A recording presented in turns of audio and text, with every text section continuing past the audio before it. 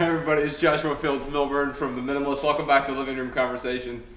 Bex is frog hopping around here somewhere. Today's question is from Emily. Emily asks, how can I stop being so lazy? I'm tired of procrastinating.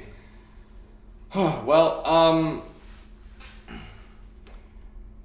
I always like to think of it like this. With respect to doing meaningful work, there's a saying that comes to mind. I don't know. I made this up years ago. Don't let your procrastination turn pro.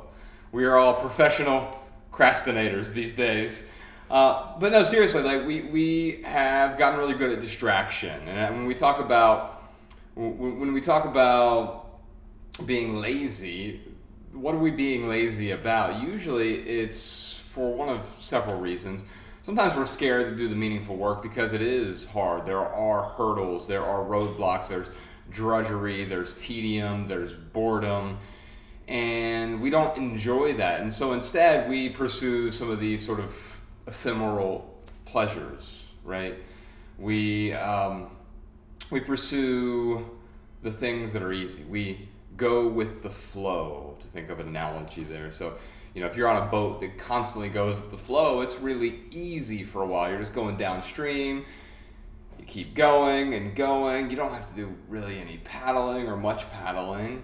And you just keep going with the flow until eventually you end up at the rapids. And if you haven't prepared for the rapids, then you're in for a world of hurt. So Emily, I feels like that's where you are right now. You've reached the rapids and you're like, oh my God, I'm not prepared for this. Like, I want to do something that is more meaningful with my time. Now, what I would encourage you to do is maybe a couple things. One is figure out how you can schedule off the block off times where you can allow yourself to sort of be lazy, for lack of a better term, or just to do things that are relatively passive or easy and simple, because we can't do things that are hard all of the time, right? If we're constantly doing things that are hard, we get burned out. I remember back in the corporate world, I was working 80 hours a week, and even all of those 80 hours weren't filled with rigorous work all 80 hours. A lot of it was sort of moments of pausing and trying to, I was constantly distracted. And I think that's another thing that we do quite often is we let other people constantly distract us. That could be social media, it could be Facebook, it could be email. Email is a great way to let other people dictate what your to-do list is, constantly, incessantly checking email. And so I try not to check email more than once a day. That's a big distraction. And I'll go in there and I'll work out of the inbox, but I'll set aside the time to do that specifically. In fact, I'm going to set aside some time to do that later today, but also setting aside time for relatively easy things or just carefree things. Yesterday was my 37th birthday, so I didn't do one of these videos, so I guess I'll do two of them today to finish off the month of Living Room Conversations here on YouTube.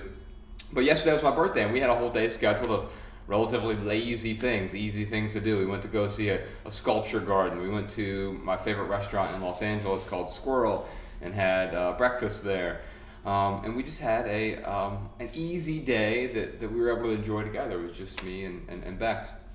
And in doing that, setting aside that time for laziness or procrastination, whatever you want to call it, didn't feel like procrastination because you actually set aside that time. You were intentional with it. These aren't things I would do every day, just going out and doing relatively simple things, but it becomes a reward for all the other work that is done.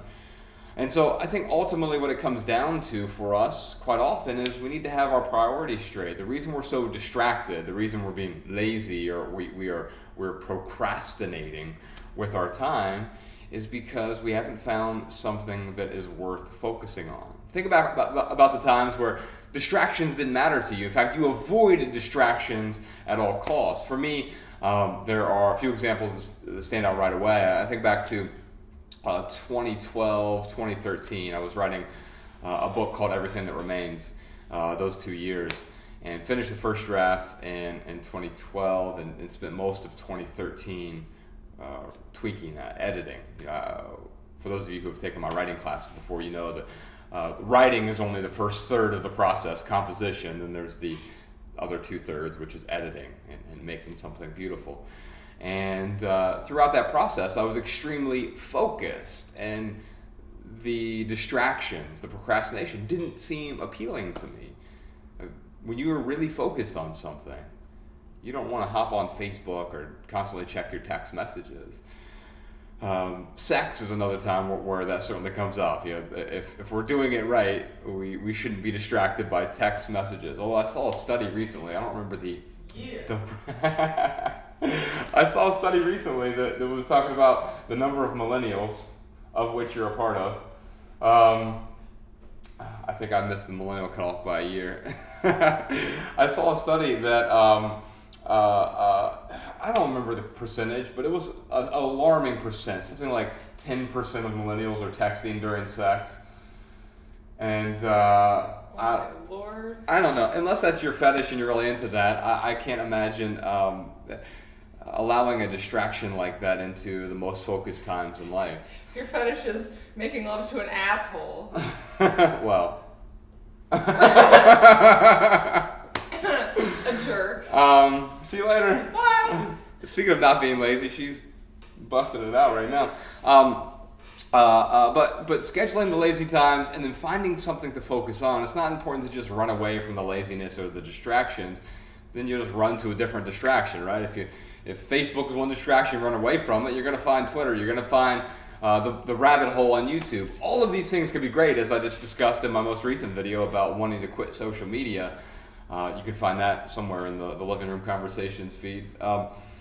It's not about running away from something so much as it is running to something that you can get fully immersed in. You can get obsessed about, a healthy kind of obsession that is useful.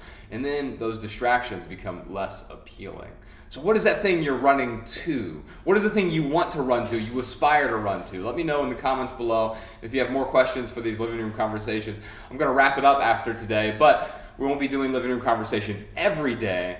I'll still be doing them semi-regularly, and I'll bring some guests on to do it as well. So if you want to ask more questions, this video would be a good one to do that, because I'll be coming back to these videos, mining them for questions in the future. All right, y'all.